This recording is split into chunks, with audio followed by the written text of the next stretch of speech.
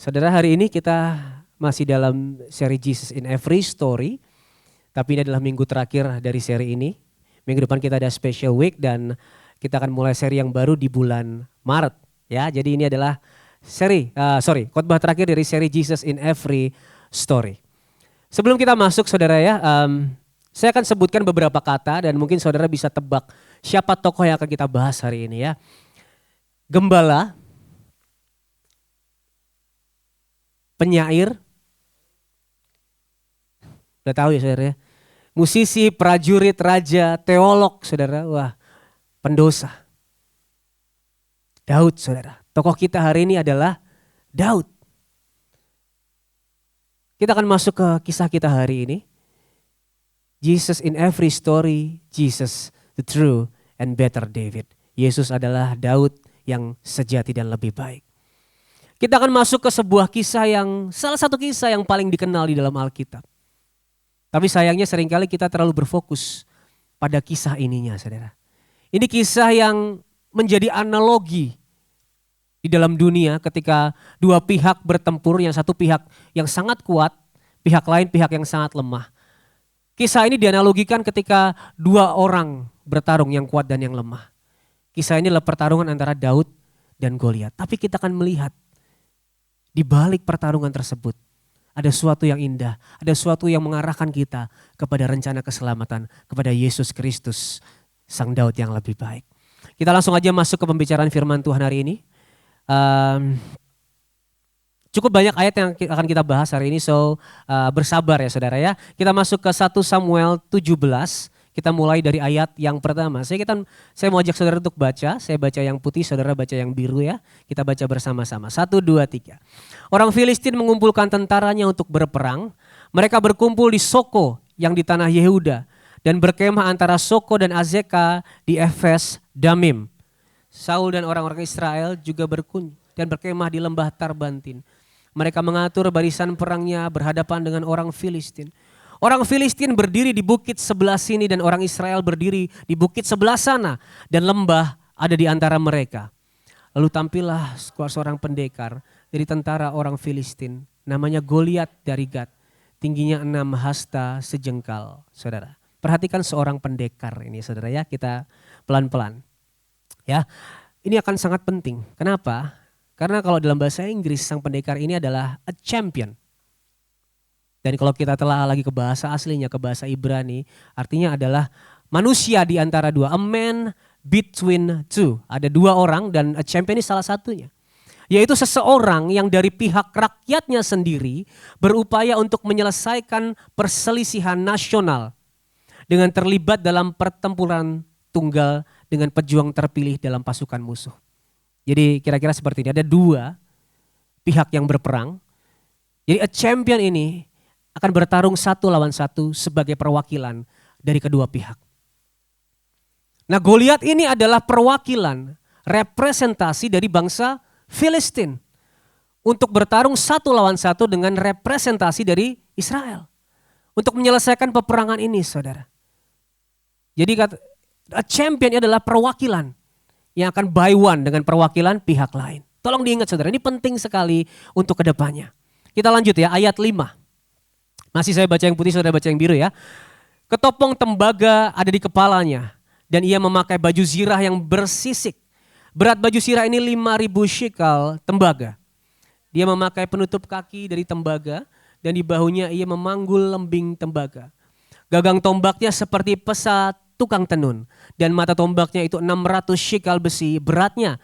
Dan seorang pembawa perisai berjalan di depannya. Ia berdiri berseru, "Mengapa kamu keluar untuk mengatur barisan perangmu? Bukankah aku seorang Filistin dan kamu adalah hamba Saul? Pilihlah bagimu seorang dan biarlah ia turun mendapatkan daku. Jika ia dapat berperang melawan aku dan mengalahkan aku, maka kami akan menjadi hambamu. Tetapi jika aku dapat mengungguli dia dan mengalahkannya, maka kamu akan menjadi hamba kami dan takluk kepada kami." Pula kata orang Filistin itu, "Aku menantang hari ini barisan Israel.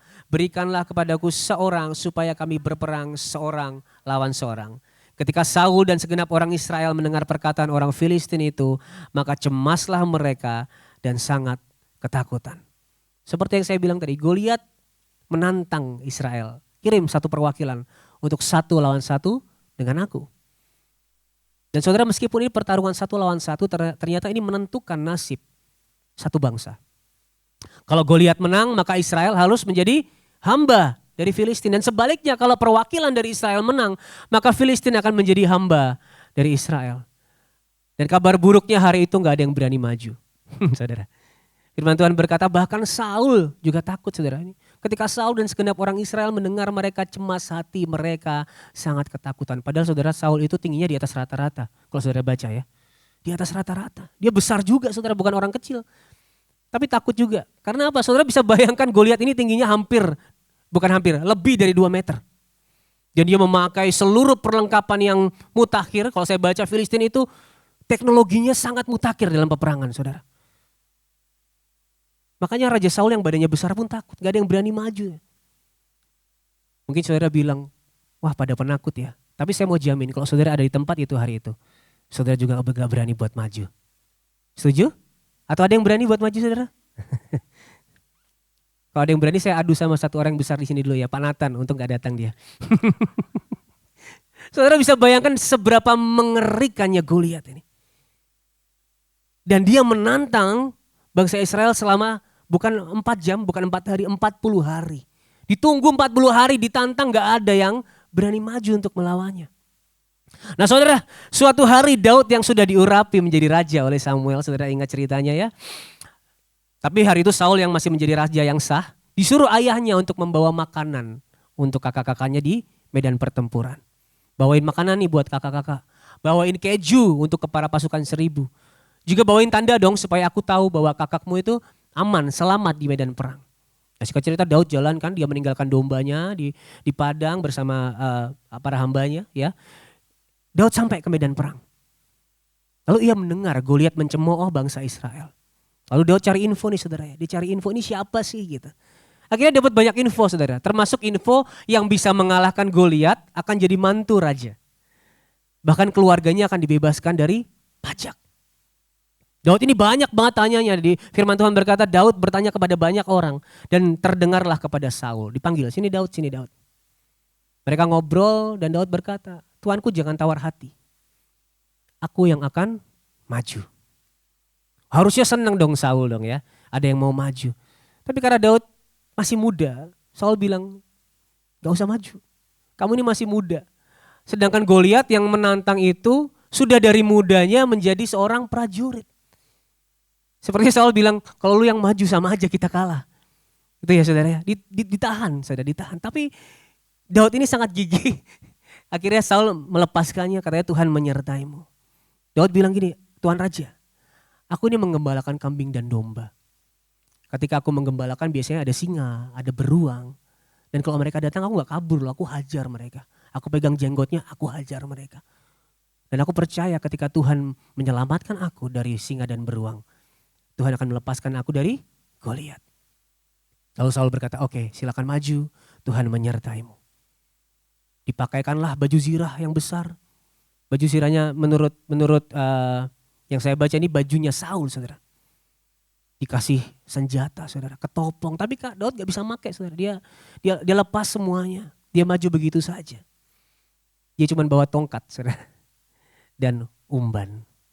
Nah pertarungan Daud dan Goliat ini akan kita baca, saudara. Kita lompat dari ayat 11 ke ayat yang 40. Saya akan bacakan buat saudara saja ya.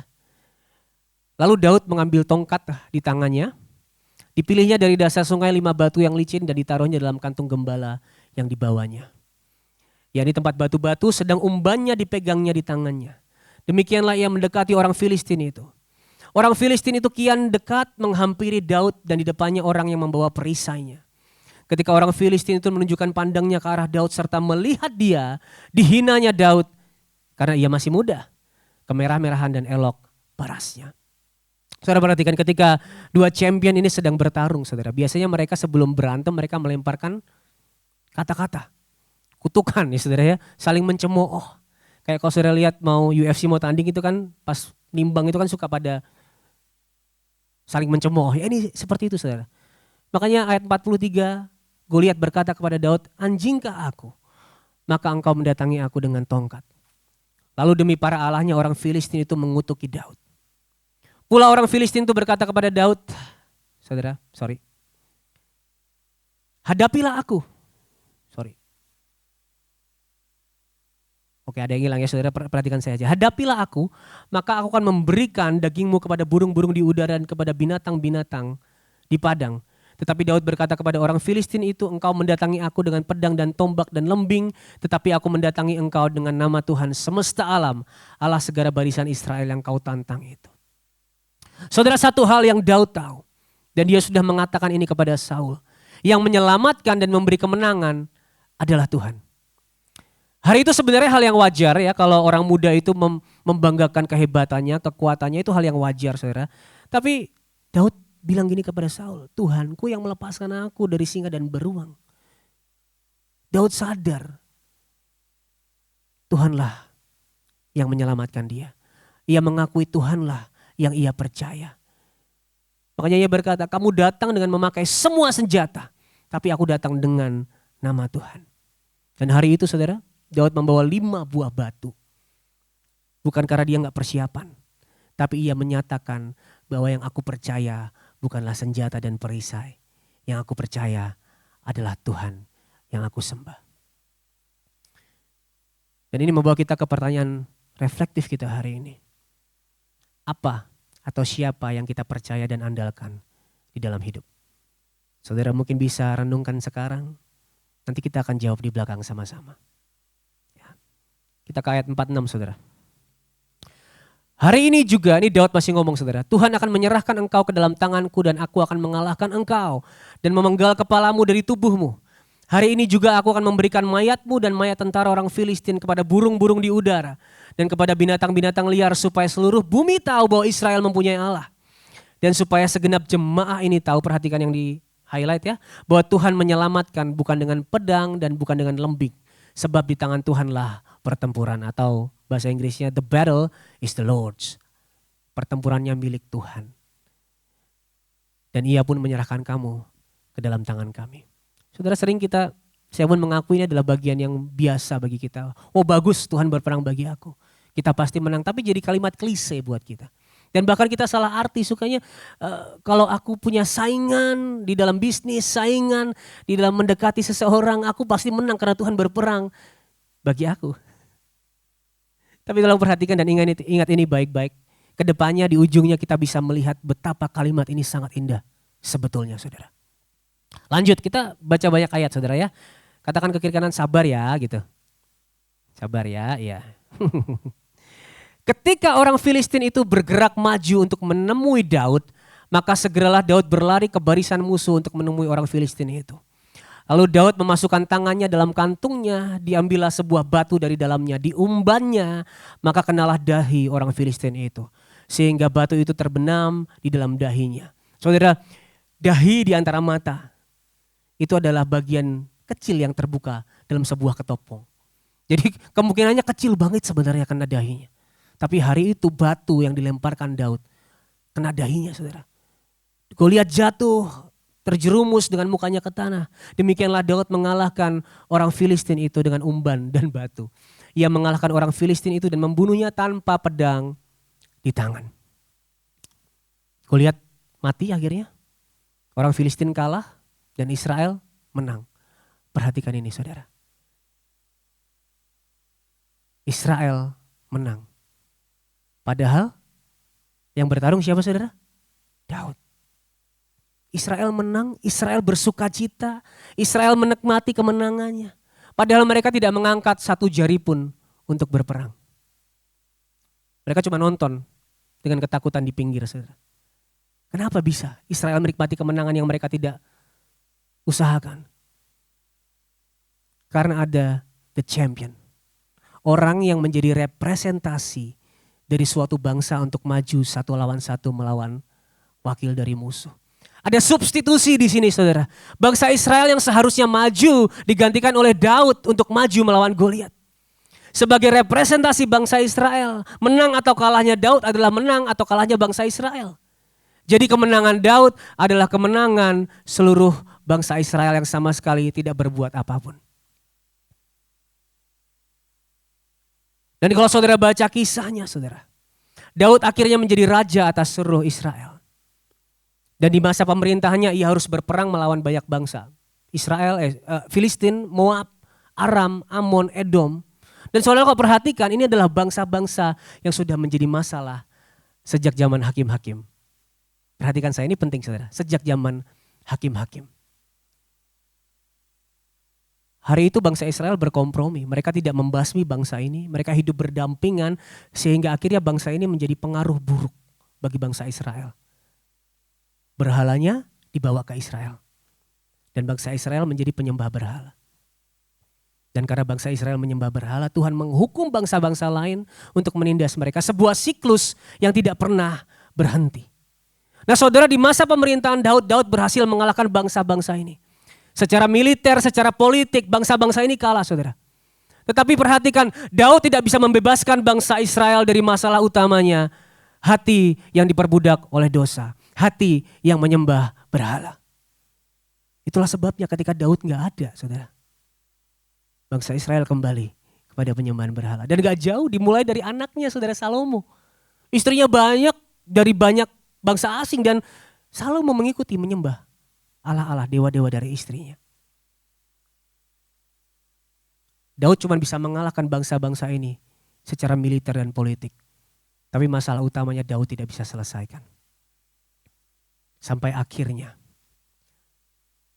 sebuah janji akan datangnya keturunan Daud yang tahtanya kekal digenapi lewat lahirnya Yesus Kristus, the Son of David, anak Daud. Tetapi sebaliknya, sebenarnya bangsa Yahudi berharap Yesus Sang Mesias akan mengalahkan penjajah mereka. Akan mengalahkan bangsa Romawi secara militer tentu, secara politik. Mereka berharap Yesus adalah Mesias di bidang politik dan militer. Sehingga mereka bisa bebas dari perbudakan. Tapi Yesus gak melakukan itu saudara. Yesus melakukan apa yang Daud tidak bisa lakukan. Yesus membebaskan umatnya bukan dari perbudakan bangsa-bangsa lain. Tapi dari perbudakan dosa. Sehingga kita yang percaya kepadanya ini bebas. Bebas dari kuasa dosa saudara. Kita diberi hati yang baru. Hati yang tidak bisa diberikan oleh Daud kepada bangsanya. Kita diberikan hati yang tadinya mencintai berhala-berhala, kita menjadi hati yang mencintai Tuhan. Daud menang tapi tidak bisa membebaskan umatnya dari masalah yang sebenarnya. Dari perbudakan yang sebenarnya. Tapi Yesus melakukan apa yang Daud tidak bisa lakukan. Membebaskan kita dari perbudakan yang sebenarnya, perbudakan dosa. Yesus melakukannya lewat pengorbanannya di kayu salib. Apa yang Daud tidak bisa berikan, apa yang Daud tidak bisa selesaikan. And that's why Jesus is the true and better David. Yesus adalah Daud yang sejati dan lebih baik.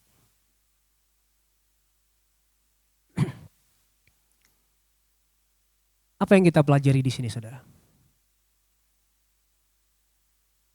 Seringkali kita belajar kita ini Daud yang bisa menang lawan raksasa-raksasa dalam hidup. Atau bahkan kita belajar kita ini jangan jadi Goliat. Tapi kenyataannya adalah kita bukan Daud dan bukan Goliat. Kita adalah bangsa Israel yang menonton dari kejauhan dengan ketakutan. Saudara, tentu saya percaya kita punya banyak raksasa dalam hidup yang harus kita hadapi. Amin. Oh enggak punya masalah hidup saudara ya. Luar biasa. Ya udah kita tutup saja dalam nama Yesus hari ini khotbahnya.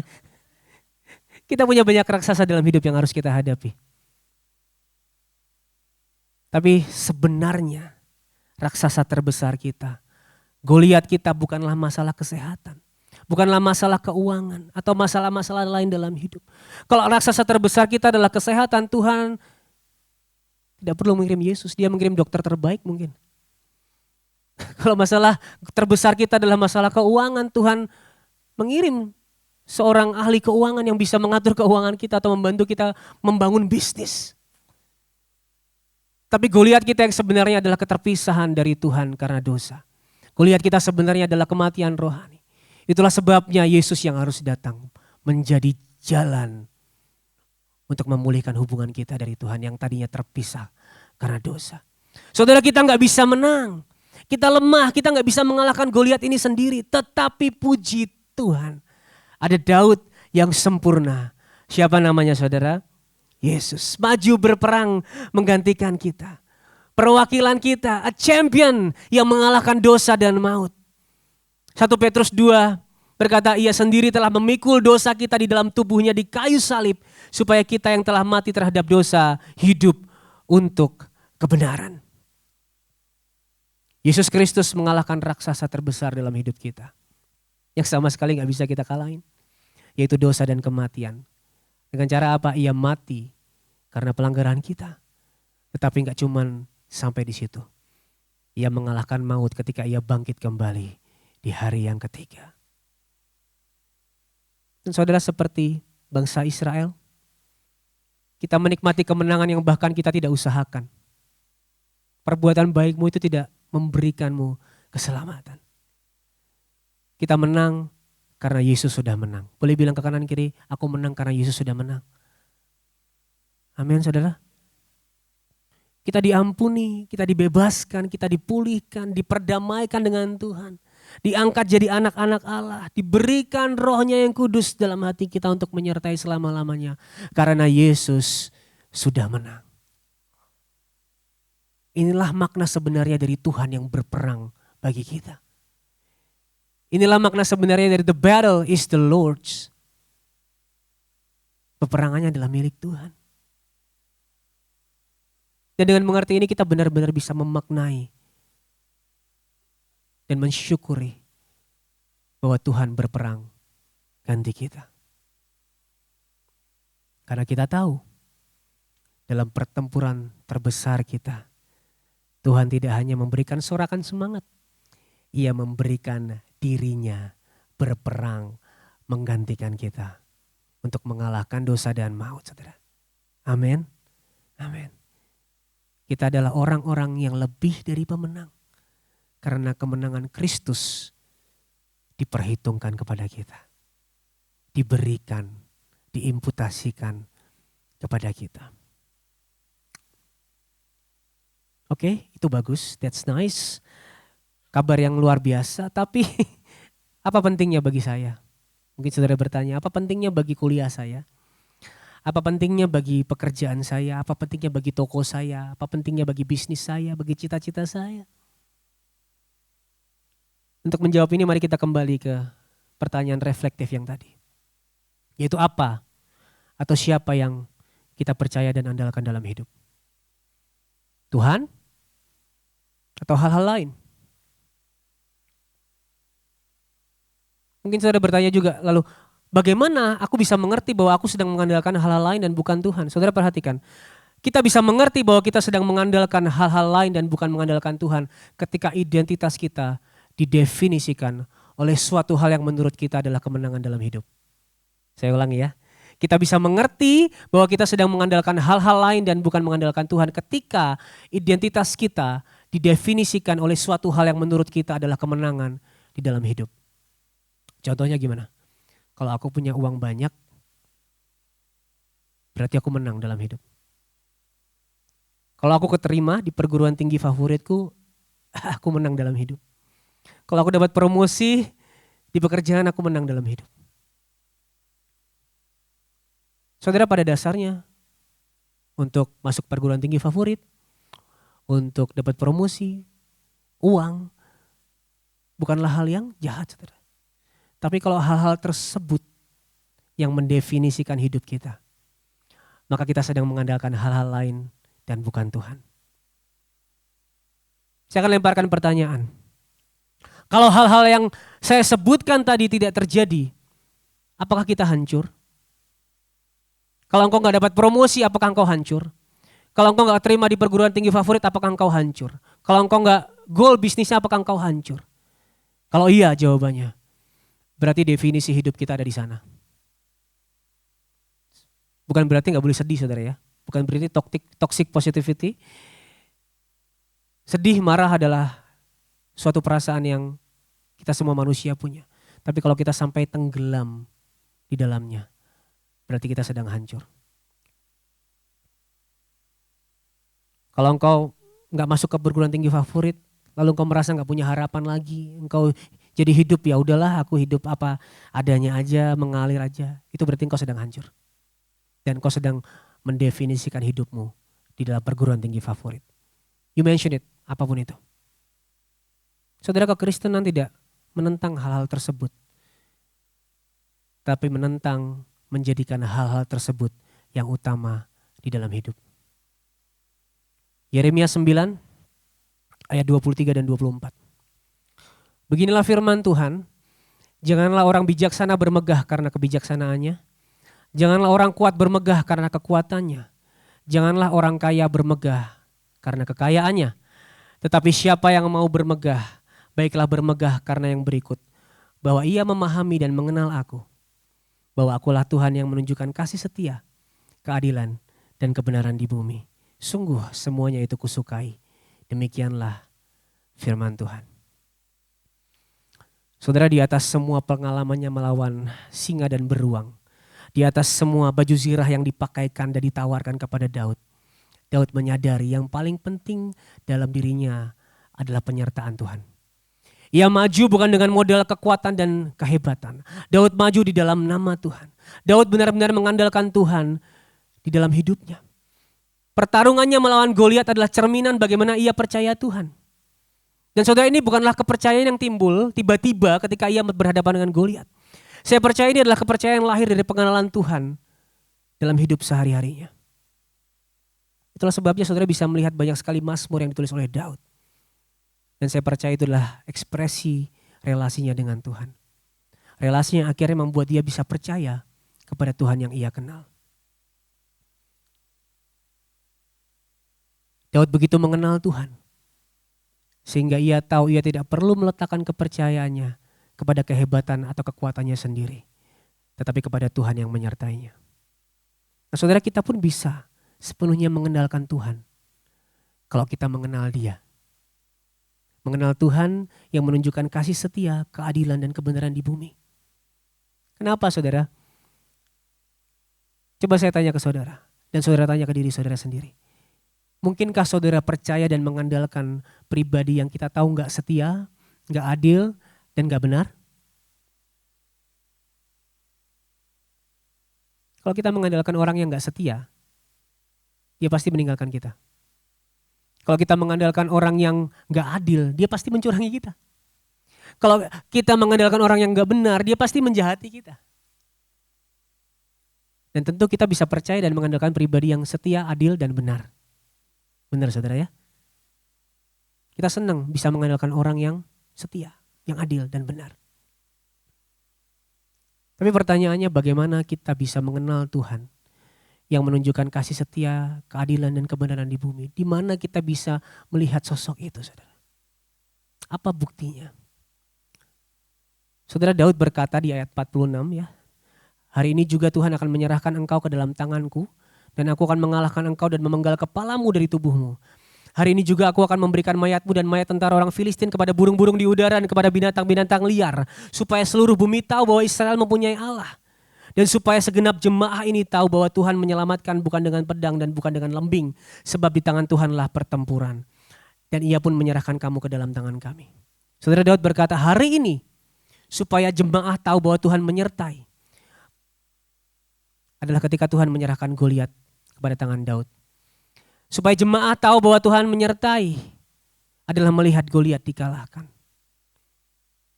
Hari ini, apa yang membuat kita yakin bahwa ia pribadi yang setia, benar, dan adil, dan ia menyertai kita? Dengan memandang kepada Yesus Kristus yang mengalahkan dosa dan kematian di atas salib dan kubur yang kosong. Karena di dalam Yesus, kasih setia Tuhan dinyatakan dan kebenarannya ditegakkan. Di dalam Yesus di atas salib, kasih dan keadilannya bertemu. Keadilan dan kebenaran yang mengatakan dosa harus dihukum. Sehingga Yesus yang menanggung dosa kita menerima hukuman yang seharusnya kita tanggung. Namun di saat yang sama kasih-Nya juga dicurahkan. Pengampunannya dinyatakan. Yesus Kristus adalah pembuktian bahwa Tuhan yang setia, Tuhan yang adil, Tuhan yang benar menyertai kita. Dan saudara, inilah yang Alkitab katakan tentang kemenangan yang sejati. Kebenaran yang memampukan kita untuk hidup mengandalkan Tuhan. Dan bukan hal-hal lain yang kita anggap kemenangan di dalam hidup. Roma 8 ayat 37. Mari kita baca bersama-sama, shall we? Roma 8 ayat 37, 1, 2, 3. Tetapi dalam semuanya itu kita lebih daripada orang-orang yang menang oleh Dia yang telah mengasihi kita. Kemenangan kita bukan ditentukan oleh situasi kita, saudara. Tapi ditentukan oleh kasih Kristus yang tidak tergoyahkan. Kita lebih dari pemenang oleh karena Kristus yang telah mengasihi kita. Begitu mengasihinya sampai Dia rela mati menggantikan kita. Saudara, kalau kemenangan kita ditentukan oleh keberhasilan akademis kita, karir kita, keuangan kita. Ketika semua itu hilang, ketika semua itu gagal, kita kehilangan makna hidup. Tetapi dalam Kristus, perhatikan tidak ada satu kegagalan pun yang bisa memisahkan kita dari kasih-Nya. Tidak ada satu kehancuran pun yang bisa memisahkan kita dari kasih Kristus. Even kadang kau gagal untuk taat, itu tidak memisahkan kita dari kasih Kristus. Karena kemenangannya sudah diberikan kepada kita. Saya ajak baca saudara, ayat lanjutannya 38 dan 39. Bersama-sama saudara dengan penuh kesungguhan hati karena inilah kabar baik buat kita semua. 1, 2, 3. Sebab aku yakin bahwa baik maut maupun hidup, baik malaikat-malaikat maupun pemerintah-pemerintah, baik yang ada sekarang maupun yang akan datang, atau kuasa-kuasa, baik yang di atas maupun yang di bawah, ataupun seluruh makhluk lain apa saudara, tidak akan dapat memisahkan kita dari kasih Allah yang ada di dalam Kristus Yesus. Tuhan kita, berikan tepuk tangan buat Tuhan Yesus kita. Saudara, kalau kemenangan kita ada di dalam Kristus, maka kita tidak akan dihancurkan oleh kegagalan. Pun hidup kita juga tidak didefinisikan oleh keberhasilan kita, tapi oleh kasih Allah yang tidak berkesudahan. Apapun yang terjadi tidak akan bisa memisahkan kita dari kasih Allah yang ada di dalam Yesus Kristus. Ini berarti apapun yang terjadi, punya uang atau enggak, masuk ke perguruan tinggi favorit atau enggak, promosi atau enggak, saudara dan saya lebih dari pemenang. Oleh karena Dia yang telah mengasihi kita. Jadi bagaimana kita menjalani kuliah, pekerjaan, bisnis, dan cita-cita kita? Dengan percaya bahwa kita sudah menang dalam Kristus. Sehingga kita bisa bekerja bukan untuk membuktikan diri. Kita bekerja bukan supaya diterima. Kita melakukan yang terbaik karena kita tahu kita sudah diterima, kita sudah dikasihi. Dan pekerjaan kita yang terbaik itu sebagai bentuk respon kita terhadap kemenangan yang Tuhan sudah berikan.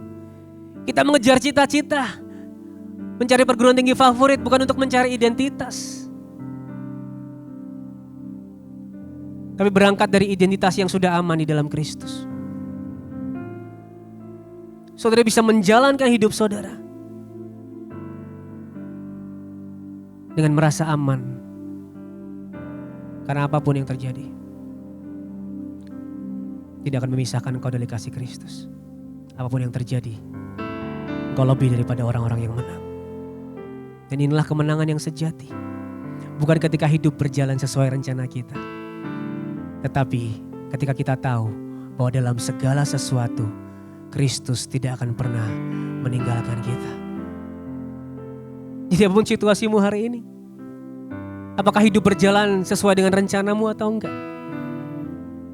Hari ini kau sedang banyak uang atau bokek? Kau sedang sehat atau sakit hari ini? Semua akan baik-baik saja. Karena Kristus ada bersama dengan kita. Mungkin hari ini hidupmu sedang dalam peperangan. Even setiap hari kita bertempur melawan dosa. Tapi mari berpegang pada kebenaran ini. Karena ini adalah kekuatan terbesar bagi kita untuk berjalan melewati pertempuran apapun. Mari kita berdiri, kita akan baca kebenaran ini bersama-sama. 1, 2, 3. Kemenangan sempurna Kristus atas dosa dan maut memastikan adanya penyertaan Tuhan dalam setiap peperangan kita. Ini lebih dari apapun. Apapun yang kau hadapi hari ini, ada Tuhan yang menyertai engkau. Sebab Kristus sudah berkorban dan memulihkan hubunganmu dengan Tuhan. Kau tidak terpisahkan lagi dari kasih Tuhan berkat pengorbanan Yesus Kristus, Sang Daud yang sejati dan lebih baik. Mari kita berdoa bersama.